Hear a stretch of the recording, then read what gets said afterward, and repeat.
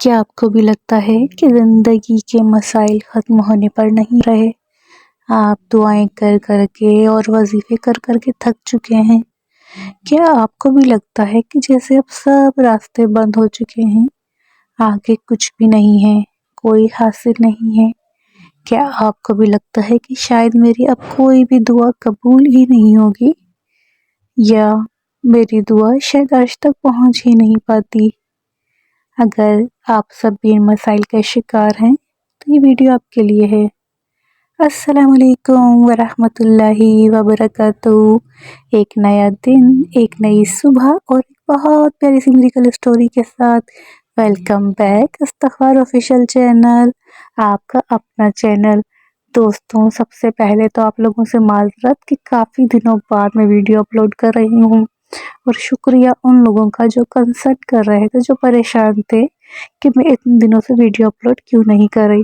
آپ کی محبتوں کا، آپ کی چاہتوں کا بے حد شکریہ۔ دوستوں، ویڈیو کا آغاز ہمیشہ کی طرح ہم اپنے پیارے آقا جان حضرت محمد مصطفیٰ صلی اللہ علیہ وآلہ وسلم پر درود پاک سے کرتے ہیں۔ آپ سب بھی میرے ساتھ مل کے ایک مرتبہ درود پاک پڑھ لیجئے۔ اللہم صلی علی محمد وعلی آل محمد صلی اللہ علیہ وآلہ وسلم۔ الحمدللہ، اللہ رب العزت کی 10 رحمتیں، 10 برکتیں آپ پر اور مجھ پر نازل ہو چکی ہیں انشاءاللہ عزوجل۔ دوستو، آج ایک بہت پیاری سی میریکل اسٹوری، بلکہ 2 میریکل اسٹوریز تھیں، لیکن میں آپ سے ایک شیئر کروں گی کہ ویڈیو بہت لمبی ہو جاتی ہے۔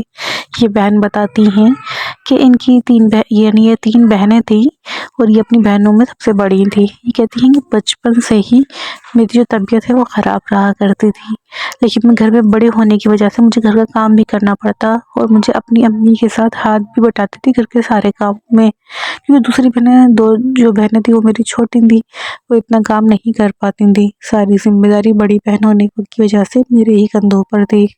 ایک مرتبہ ایسا ہوا کہ میں کچن میں کام کر رہی تھی، کام کرتے کرتے اچانک میرے شولڈر میں بہت شدید پین ہوا۔ پین اتنا شدید تھا کہ مجھے ایسا لگتا تھا کہ جیسے میرا شولڈر کوئی پیچھے کی طرف کھینچ رہا ہے۔ مجھے ایسا لگا شاید میں بہت زیادہ صبح سے شام تک کام کرنے کی وجہ سے ٹائرڈ ہو رہی ہوں، میں لیٹوں تو شاید صحیح ہو جاؤں گی۔ کہہ رہی ہیں، میں یہ سوچ کر تھوڑی دیر کھڑی رہی، لیکن جب تکلیف ناقابل برداشت ہوئی تو میں جا کے بیڈ پر لیٹ گئی کہ شاید تھوڑی دیر ریسٹ کرنے کے بعد یہ تکلیف جو ہے میری سیٹ ہو جائے۔ لیکن وہ بتاتی ہیں کہ میرا لیٹنا بیڈ پر تو ایسا ہوا کہ جیسے بس میں لیٹی ہی رہ گئی۔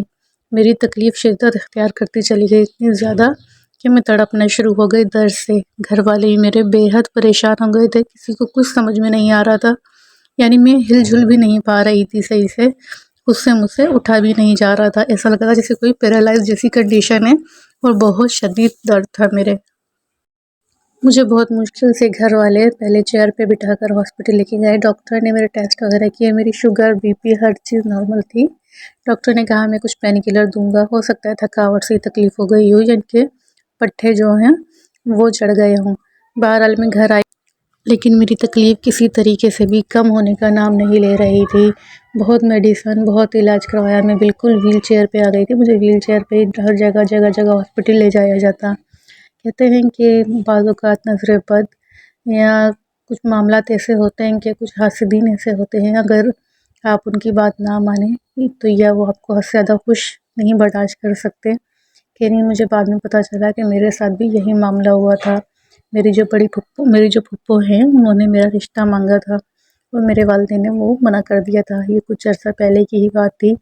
میں خاندان میں اپنے سب سے زیادہ خوبصورت اور حسین بھی، پڑھی لکھی بھی تھی۔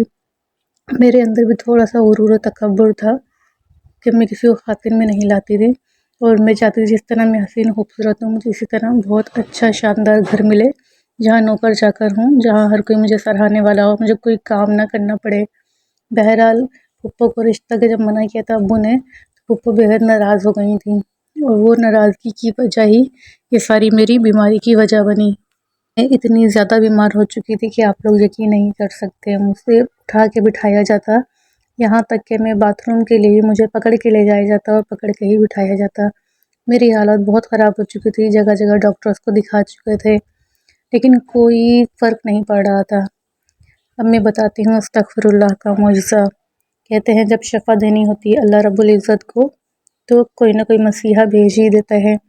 جو ڈاکٹر صاحب میرا علاج کر رہے تھے اور میری ساری کنڈیشن، ساری رپورٹ کا جائزہ بھی لے رہے تھے، انہوں نے میری والدہ سے کہا کہ آپ کی بچی پہ میڈیسن کوئی اثر نہیں کری۔ وہ بہت شریف اور بہت دیندار آدمی بھی تھے ایک ڈاکٹر ہونے کے ساتھ ساتھ۔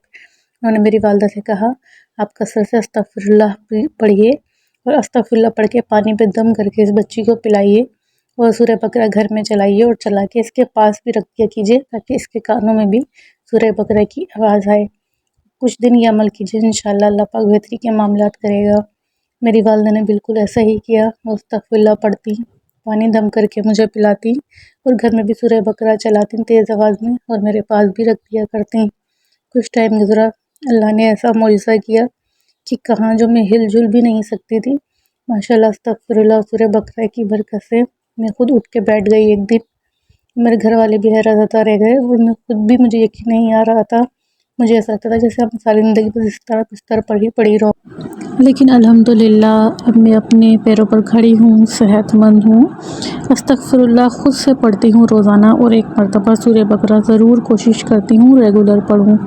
الحمدللہ اس کی برکت سے مجھے بہت اچھی جگہ جاب بھی مل گئی ہے، گھر میں بھی کافی بہتری آ گئی ہے، میری صحت میں بھی کافی بہتری آ گئی ہے، زندگی کے معاملات بہت زیادہ اچھے ہو چکے ہیں۔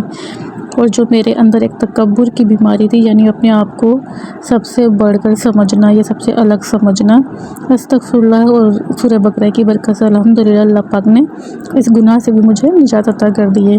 استغفر اللہ نے بہت میریکیولس چینجز میری زندگی میں لے کر آیا ہے الحمدللہ۔ دوستوں آج کی اسٹوری کو یہیں اینڈ کرتے ہیں۔ ویڈیو میں کچھ بھی اچھا لگا ہو تو ویڈیو کو لائک کیجیے گا، چینل کو سبسکرائب کیجیے گا، کمنٹس باکس اپنی قیمتی رائے کا اظہار ضرور کیا کیجیے۔ انشاءاللہ ملتے ہیں کسی اور بہت پیاری سی میریکل اسٹوری کے ساتھ۔ اپنا بے حد خیال رکھیے گا۔ اللہ حافظ۔ السلام علیکم ورحمۃ اللہ وبرکاتہ۔